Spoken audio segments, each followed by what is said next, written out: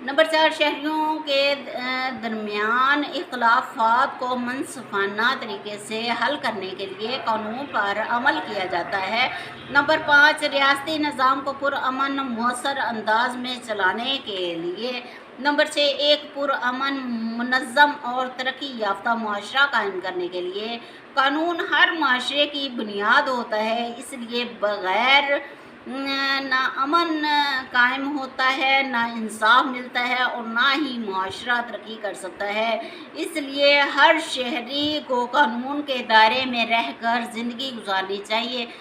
ہدایت پانے کے لیے قانون کی پابندی لازمی کرے، تب صحیح ہدایت ملے گی۔ قانون کی پاسداری سے ہی مدینہ کی ریاست بنتی ہے۔ جس نے مدینہ کی ریاست پا لی، اس نے ہدایت پا لی۔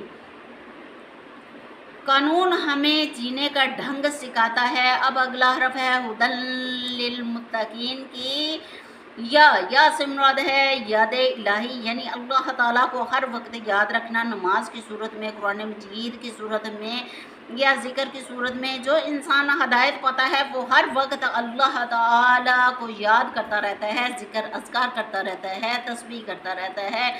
یاد الہی کا مفہوم صرف زبان سے اللہ اللہ کرنا نہیں ہوتا، بلکہ دل، دماغ، زبان اور عمل سب کے ذریعے اللہ تعالیٰ کا ذکر کرنا چاہیے۔ یاد الہی عربی لفظ ہے،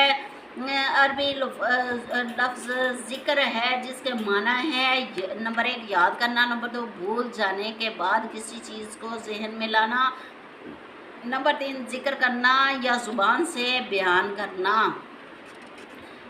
نمبر 4 نصیحت حاصل کرنا، نمبر 5 کسی چیز کو دل میں حاضر رکھنا۔ لہٰذا یاد الہی کے لغوی معنی ہے اللہ تعالیٰ کو یاد رکھنا، اس کا ذکر کرنا، اللہ تعالیٰ کی عظمت کو دل میں حاضر رکھنا اور اس کے احکام کو فراموش نہ کرنا۔ اور قرآن مجید کے مطابق ہدایت یافتہ مومن اللہ تعالیٰ کو ہر حال میں یاد رکھتے ہیں، لیکن اس کا مطلب یہ نہیں کہ وہ ہر لمحہ صرف تسبیح پر ذکر اذکار ہی کرتے رہتے ہیں، بلکہ ہر کام میں اللہ تعالیٰ کے حکم پر عمل کرتے ہیں، یعنی مومن اللہ تعالیٰ کے حکم کے تابع ہوتے ہیں اور مومن اللہ تعالیٰ سے کبھی غافل نہیں ہوتا، یعنی مومن کاروبار کرتے ہوئے بھی اللہ تعالیٰ کو نہیں بھولتے۔ اللہ تعالیٰ فرماتے ہیں کہ میں اپنے بندے کی گمان کے مطابق ہوں، اور جب وہ میرا ذکر کرتا ہے تو میں اس کے ساتھ ہوتا ہوں، اور اگر وہ مجھے اپنے دل میں یاد کرے تو میں بھی اسے اپنے پاس یاد کرتا ہوں، اور اگر وہ مجھے کسی مجلس میں یاد کرے تو میں اس سے بہتر مجلس میں اس کا ذکر کروں گا۔ صحیح بخاری شریف اور مسلم شریف کی یہ احادیث پاک ہے۔ اب ہے اگلا حرف یاد الہی کی اب ہے یاد الہی کی اعلیٰ مثالیں۔ نمبر 1 تاجر، ایک مسلمان دکان چلا رہا ہے، گاہک سے جھوٹ نہیں بولتا، ناپ تول میں کمی نہیں کرتا، وہ حلال کمائی کماتا ہے، وہ ہر وقت تسبیح تو نہیں پڑھ رہا لیکن اللہ تعالیٰ کو ہر وقت یاد کرتا ہے اور اللہ تعالیٰ کے احکام پر عمل کر رہا ہے، یہ بھی یاد الہی میں شمار ہوتا ہے۔ نمبر 2 طالب علم امتحان کی تیاری کرتا ہے، دین کی تعلیم حاصل کرتے ہوئے نقل نہیں کرتا، محنت کرتا ہے، دعا کرتا ہے اللہ تعالیٰ کامیابی دے، یہ بھی اللہ تعالیٰ کو یاد رکھنا ہے۔ نمبر 3 والدین بچوں کی پرورش اللہ کے حکم کے مطابق کرتے ہیں، حق حلال کی کمائی کھلاتے ہیں، نماز کی تلقین کرتے ہیں، اچھے اچھے کام کرتے ہیں، اخلاق سنت کے مطابق سکھاتے ہیں، اور یہ بھی اللہ تعالیٰ کی اطاعت و فرما برداری کا عملی اظہار ہے، اور یہ بھی ذکر الہی کا عملی نمونہ ہے۔ نمبر 4 ملازم اپنی ڈیوٹی ایمانداری سے سر انجام دیتا ہے، ساتھ نماز بھی پڑھتا ہے، اور وہ دل میں اللہ تعالیٰ کو یقین سے یاد کرتا رہتا ہے کہ اللہ تعالیٰ اسے دیکھ رہے ہیں، یہ بھی اللہ تعالیٰ کی یاد میں زندگی گزار رہا ہے۔ صرف زبان سے ذکر الہی کرنا کافی نہیں ہوتا، بلکہ بہترین ذکر وہ ہے کہ جو ہو کردار پر بھی ظاہر ہو، نمبر 1 زبان سے بھی ہو، نمبر 2 دل میں اللہ تعالیٰ کی عظمت پیدا کرے، نمبر 3 ہر کام میں اللہ تعالیٰ کی اطاعت ظاہر ہو۔ بے شک ایمان والے اللہ تعالیٰ کا ذکر کثرت سے کرتے ہیں۔ اللہ تعالیٰ نے بھی قرآن مجید میں ارشاد فرمایا ہے، خبردار اللہ تعالیٰ کے ذکر سے ہی دلوں کو اطمینان حاصل ہوتا ہے۔ ذکر کرنے والے یعنی ہدایت یافتہ لوگ کیسے ہوتے ہیں؟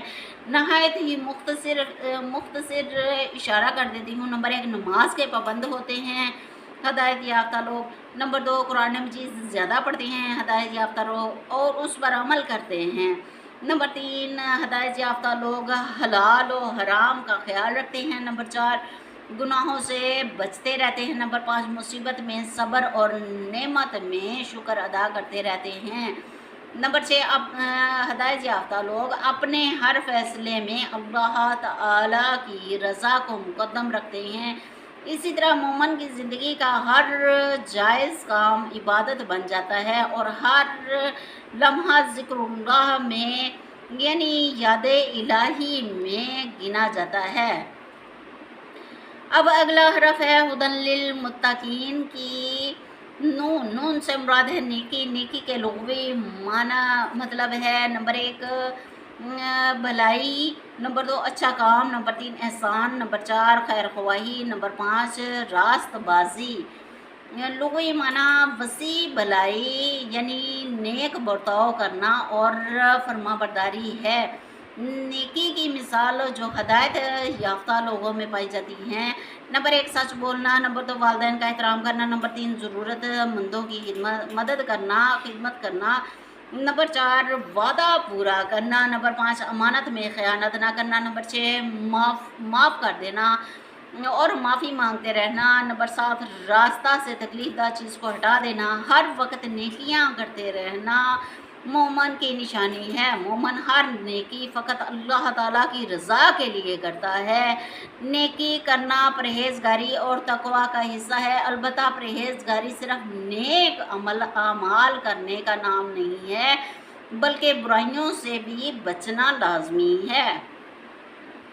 نیکی صرف اللہ تعالیٰ کی رضا کے لیے کرنا متقی ہونے کی علامت ہے۔ مومن اور ہدایت یافتہ لوگ ہمیشہ معاشرے میں محبت اور امن پیدا کرتے ہیں۔ ہدایت یافتہ لوگ اپنے سے زیادہ دوسروں کے حقوق ادا کرنے کے لیے زیادہ ترجیح دیتے ہیں۔ جب ہدایت یافتہ لوگوں کو دوسروں کے لیے نیکیاں کرنے کی عادت ہو تو ہدایت یافتہ لوگوں کا کردار خود بخود اچھا ہوتا چلا جاتا ہے۔ ہدایت یافتہ لوگوں کو ہر وقت نیکیاں کرنے کا اجر و ثواب بہت اچھا ملے گا انشاءاللہ تعالی۔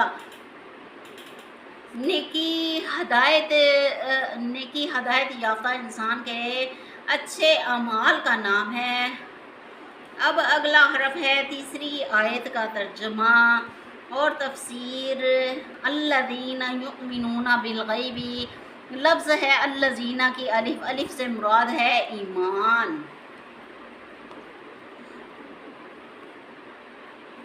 الف سے مراد ہے ایمان۔ یہ ایمان کیا ہے؟ آئیے میں آسان لفظوں سے سمجھاتی ہوں۔ ایمان کے بارے میں سوال بہت اہم ہے۔ پہلے یہ سمجھتے ہیں کہ ایمان کے معنی کیا ہیں۔ عربی لغات میں امن سے نکلا ہے جس کے معنی ہے امن دینا، تصدیق کرنا، بھروسہ کرنا، اطمینان حاصل کرنا۔ شرعی اصطلاح میں ایمان کا مطلب ہے دل سے اللہ تعالیٰ اور اس کے رسول صلی اللہ علیہ وسلم تصدیق کرنا، دل سے تصدیق کرنا، اللہ تعالیٰ اور اس کے رسول صلی اللہ علیہ وسلم کو تصدیق کرنا، زبان سے اقرار کرنا اور اعمال سے اس کی پیروی کرنا ایمان کہلاتا ہے۔